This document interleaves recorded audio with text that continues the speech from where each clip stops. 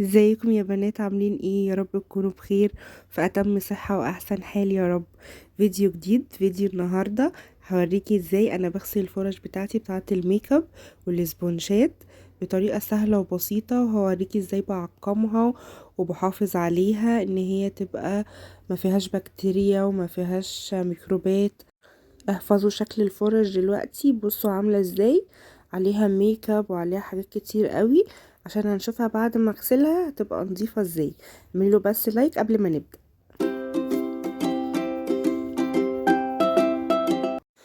اول حاجة بقى كده يا بنات، معانا علبتين حاطة فيهم مية سخنة، ومعايا بلسم، ومعايا صابونة بتاعت الوش، ومعايا خل. هحط بقى كده في كل علبة من العلب اللي معايا دي معلقة خل كبيرة. الخل عشان يقتل الميكروبات او الفطريات اللي في الفرش او في الاسبونجات اللي بتتجمع بقى من بواقي الميك اب، البلاشر او الفاونديشن. الحاجات الكريمي دي بتبقى تقيلة قوي. ومعايا برضو بلسم عشان يخلي الشعر بتاع الفرشة يحافظ لي عليه ناعم زي ما هو، ما ينشفهاش من كتر المية. ومعايا برضو حاجة سايلة كده زي شامبو او شاور جل او اي حاجة عشان تنضف الفرش كويس قوي.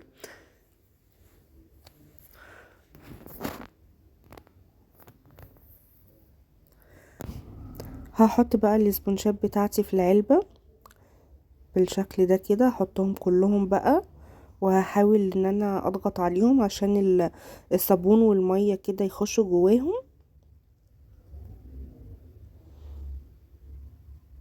بالشكل ده.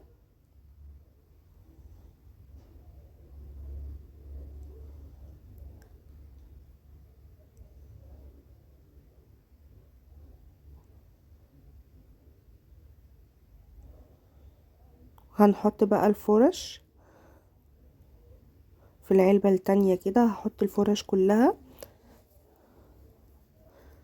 وهسيبهم بقى يا بنات يتنقعوا شوية في الخل والبلسم والشامبو اللي احنا حطيناه.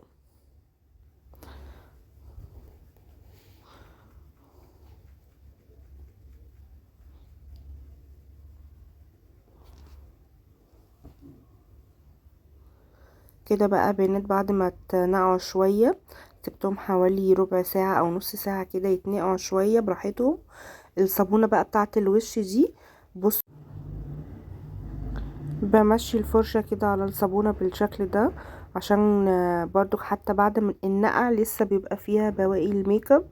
معلش هي وقعت مني هنا، فحاولت بقى ان انا يعني اصور واعمل بايدي الاتنين عشان ابقى متحكمة اكتر وانتوا تفهموا برضو اكتر. جبت الصابونة كده بتاعت الوش وحطيتها في ايدي وحطيت مشيت الفرشة عليها، عشان برضو حتى لو نقعتيهم هما لسه بيبقى فيهم بقايا من الميك اب والحاجات دي. فالفرشة بدعكها كده في الصابونة كويس قوي، بتطلع كل الحاجات اللي فيها بقى مادة دهنية من الفاونديشن او من التنت او حتى الباودر برضو. فبدعكها قوي كده زي ما انتوا شايفين. وبعد كده بقى معايا البتاعة دي، انا كنت شارياها، مش عارفة هي اصلا بتاعت ايه صراحة، بس انا كنت شاريها اصلا عشان الميك اب والحاجات دي، عشان اعرف اغسل بيها الفرش. لان الفرشة بتبقى عايزة حاجة، يعني حاجة خشنة كده او حاجة مضلعة، ان انتي تدعكي فيها الفرشة عشان الدهون اللي فيها او البودر اللي فيها يطلع كويس قوي. فانا لما شفت دي عجبتني فجبتها، قلت اخليها لغسيل الفرش. بعملها بقى كده بالشكل ده زي ما انتوا شايفين كده، بتطلع بقى كل الالوان اللي فيها، وبشطفها بالمية كويس قوي زي ما انتوا شايفين كده يا بنات. بصوا تحسوا ان الصابون او الحاجة اللي طالعة من الفرشة تقيلة من الفاونديشن ومن الحاجات الكريم اللي متراكمة في الفرشة.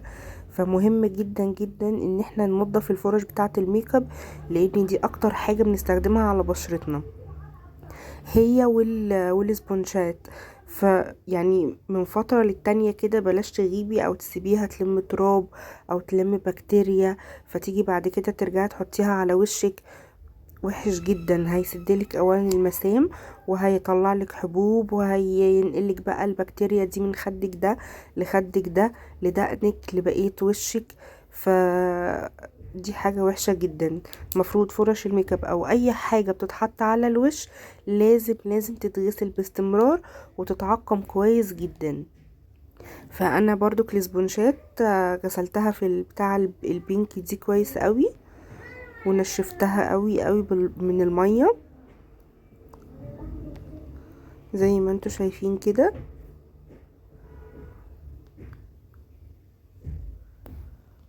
بصوا نطفوا ازاي، شايفين اللي طلع في المية، شايفين الفرش كان فيها ايه.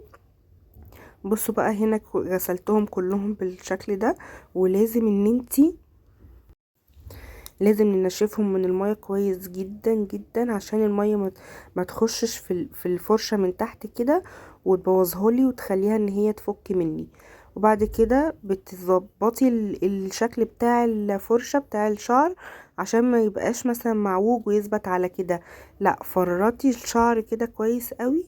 وبعد كده بقى رصيتهم على الفوطة دي، وهسيبهم ينشفوا بقى براحتهم ويصفوا كل المية اللي فيها. حتى الاسبونجات برضو رصيتها بالشكل ده كده. الخطوة اللي بعد كده بقى الأخيرة ان انا برش عليهم كحول سوري يا بنات عشان اعقمهم. بصوا يا بنات الاسبونجات نطفت معايا ازاي، كانت مليانة بلاوي. بصوا الصغيرين دول انا بستخدمهم للكونسيلر او للحاجات اللي هي اللي عند العين او اللي عند المناخير، بحدد بيهم مثلا الكونتور. فنضفتهم كده وعقمتهم. وهنا بقى بعد ما نشفوا شوية حطيتهم في العلبة بتاعتهم، وهرش برضو عليهم كحول تاني وعلى الاسبونجات، وهسيبهم بقى ينشفوا براحتهم. وبكده بقى يا بنات يكون الفيديو معانا خلص. لو عجبك بقى الفيديو واستفدتي منه اعملي لي لايك واشتركي في القناة وفعلي زر الجرس، واشوفكم في فيديو جديد. باي باي.